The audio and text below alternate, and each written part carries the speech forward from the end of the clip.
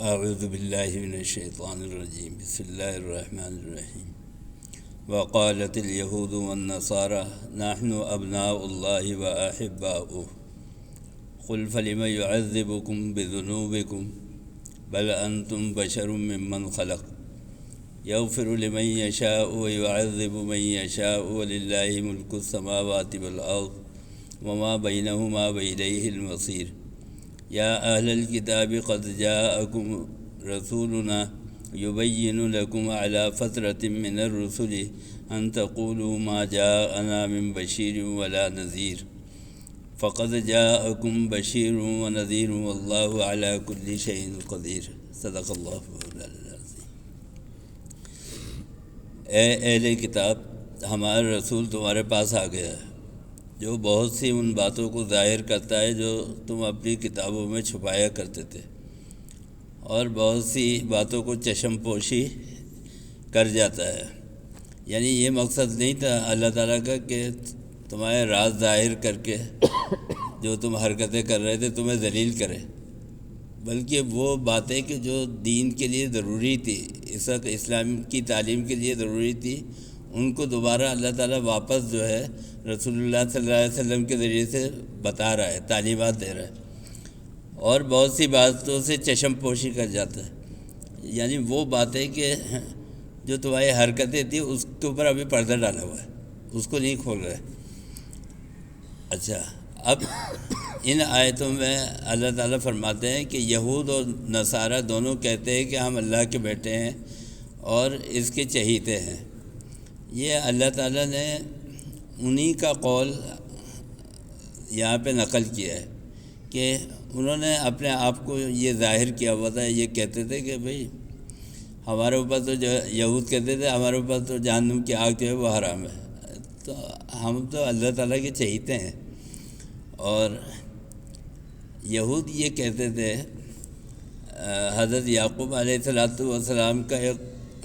کے لیے اللہ تعالیٰ نے جو وحی آتی تھی، کلام ہوتا تھا، گفتگو ہوتی تھی، تو اللہ تعالیٰ نے ایک دفعہ کہا کہ تم تو ہمارے پہلوٹے بیٹے ہو، بیٹے کی طرح ہو۔ تو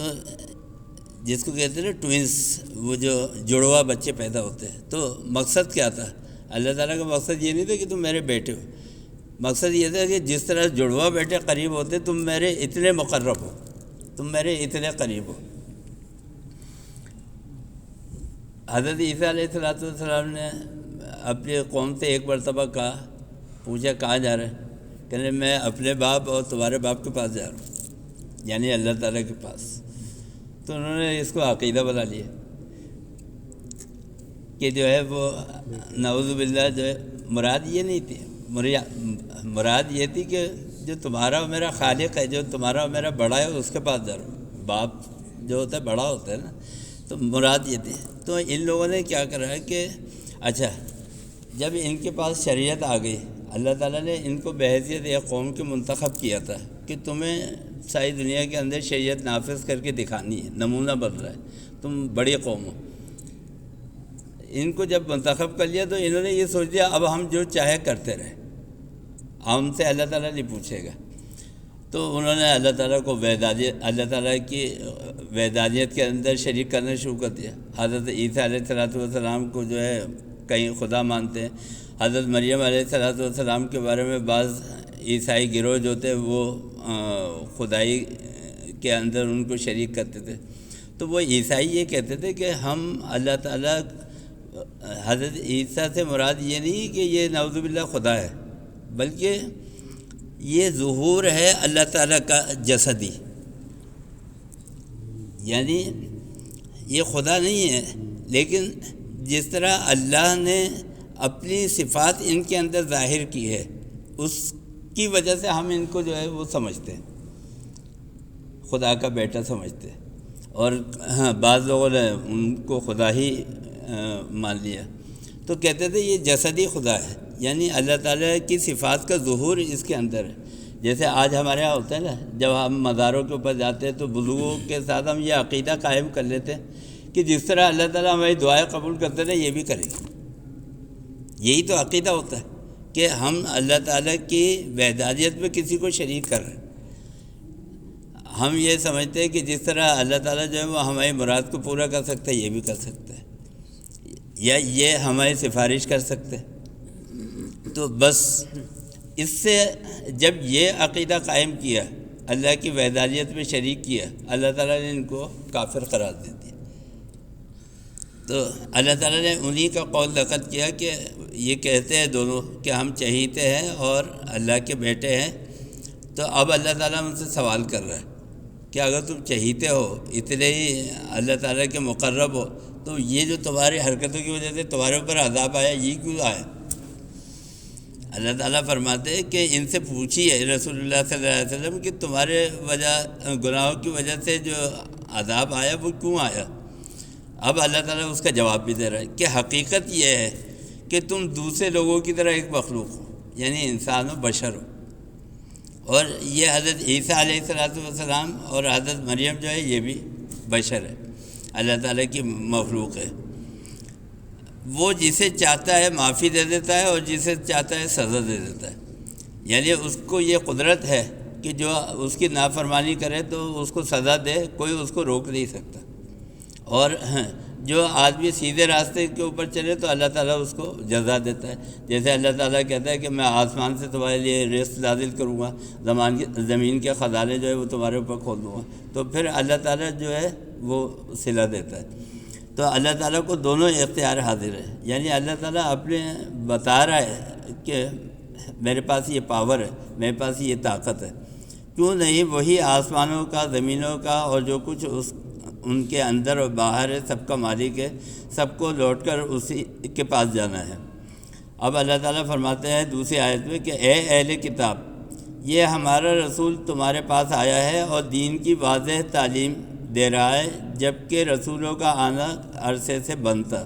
اب تم یہ نہ کہہ سکو گے کہ ہمارے پاس جنت کی کوئی بشارت دینے والا، کوئی دوزخ سے ڈرانے والا نہیں آیا۔ یعنی انہوں نے جب اس شریعت کو چھوڑ دیا اور اس کے بعد ایک طویل عرصے تک 600 سال تک کوئی نبی اور پیغمبر ہدایت کے لیے نہیں آیا، تو اب ان کے پاس یہ ایک جواز تھا کہ ہمارے پاس تو کوئی بھی رسول نبی نہیں آیا، تو ٹھیک ہے جو ہماری شریعت ہے اس کو جو ہم نے کتاب رکھی ہوئی ہے، جو ہماری کتاب ہے، ہم اس کے اوپر عمل کریں گے، وہی صحیح ہے۔ تو وہ تو غلط ہو چکی تھی، تحریف ہو چکی تھی، تو اللہ تعالیٰ نے فرمایا کہ اب یہ تمہارے پاس جو دلیل تھی نا اب یہ ختم ہو گئی، یہ جو حجت تھی یہ ختم ہو گئی، اب ہم نے جو شریعت بھیجی ہے اب وہی شریعت جو ہے وہ قابل قبول ہے، یعنی اب جو بھی اس کے اوپر عمل کرے گا اسی کو نجات ملے گی۔ اب پچھلی شریعت پہ بھی کوئی عمل کرے گا، پچھلی کتاب پہ بھی کوئی عمل کرے گا، وہ قابل قبول نہیں۔ اب یہ رسول جو تمہارے پاس آیا یہ بالکل واضح نشانیاں دے رہا ہے، اب تمہارے پاس بشیر اور نذیر آ گیا ہے، اللہ ہر چیز پر ہی قدرت رکھنے والا ہے۔ تو اللہ تعالیٰ کے رسول نے آپ کو بشارت بھی دے دی، جنت کی بشارت بھی دے دی، اور جہنم کی آگ سے بھی ڈرا دیا، اللہ کے عذاب سے بھی ڈرا دیا، دونوں چیزیں سامنے رکھ دی، خیر بھی سامنے رکھ دیا اور شر بھی سامنے رکھ دیا۔ جو نیکی کی طرف چلے گا، خیر کی طرف چلے گا، اس کو کیا جزا ملے گی وہ بھی بتا دیا، اور جو نافرمانی کرے گا اس کو کیا سزا ملے گی وہ بھی بتا دیا۔ تو قرآن کریم کے اندر تمام چیزیں جو ہے اللہ تعالیٰ نے بتا دی، تو اب کسی کے لیے کوئی حجت باقی نہیں ہے کہ وہ اللہ تعالیٰ کی نافرمانی کرے۔ تو یہ اللہ تعالیٰ نے ذکر فرمایا ان کے جو شرک تھا اس کا، کہ انہوں نے اللہ تعالیٰ کو جو ہے وہ اپنا بیٹا بنایا ہوا تھا۔ آگے حضرت موسیٰ علیہ السلام کی یہود قوم کا ذکر ہے، اور اس کے اندر ایک واقعہ ہے، وہ واقعہ جو میدان طیہ میں پیش آیا کہ جب ان کو جہاد کا حکم دیا گیا اور پھر اس سے وہ بھاگے، تو انشاءاللہ وہ کل عرض کروں گا۔ اللہ تعالیٰ ہم اور آپ کو سب کو عمل کی توفیق عطا فرمائے۔ اللہم صلی علی سیدنا مولانا محمد وعلی آل سیدنا مولانا محمد اللہ قرآن پڑھنے سمجھنے اور اس پر عمل کرنے کی توفیق عطا فرما۔ اے اللہ اس قرآن کریم کے انوار و برکات ہمیں نصیب فرما۔ اللہ تعالیٰ تمام بیماروں کو شفا و تندرستی عطا فرما۔ وصلی اللہ تعالیٰ علی خیر خلقہ محمد و آلہ وصحبہ۔